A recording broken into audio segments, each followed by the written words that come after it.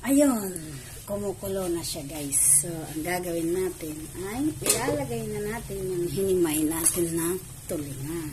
Ito, ilalagay na natin para lumasa na siya. Okay, nahimay na to. Tapos, tikman na rin natin para ma-adjust ang lasa. Okay? Hindi ko na nilagyan ng asin to kasi may patis na, di ba? Lagyan natin ng tikman natin.